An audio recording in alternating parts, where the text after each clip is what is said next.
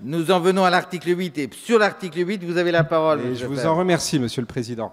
Vous avez compris que ce n'est pas du tout, évidemment, la présidence que je mets en cause. Quand je dis que c'est incroyable, en plus, la réponse qu'on vient d'avoir à l'instant sur les études d'impact, enfin, où je me trompe, Madame la Présidente, mais quand je lis le rapport, c'est quand même vous qui l'avez produit, ce rapport, que vous ne soyez pas obligé de le faire, vous avez un rapporteur à vos côtés, c'est lui-même qui a mis l'impact qu'avait la mesure. Enfin, c'est dans le rapport, en tout cas. Donc il y a bien quelqu'un qui l'a fait à la commission. Sur l'article.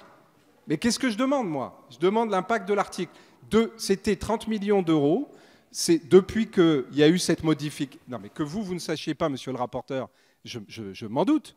Mais à partir du moment où le gouvernement a déposé ce dispositif, il ne va pas nous faire croire qu'il n'est pas au courant de l'impact du dispositif.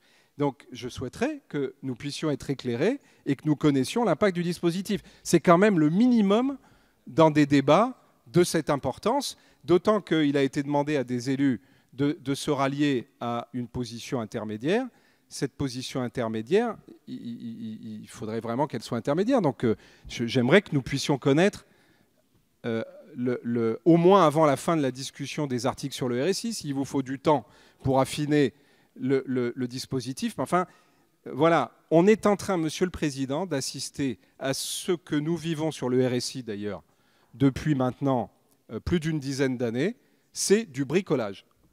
On va de bricolage en bricolage. Quelles que soient les majorités, on a des discussions avec l'Europe, on a une administration qui bricole au fur et à mesure des décisions de justice, du Conseil d'État, des décisions de la Cour de justice des communautés européennes.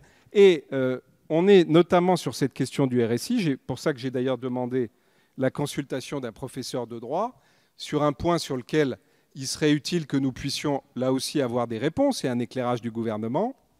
C'est la question de la base légale des caisses du RSI.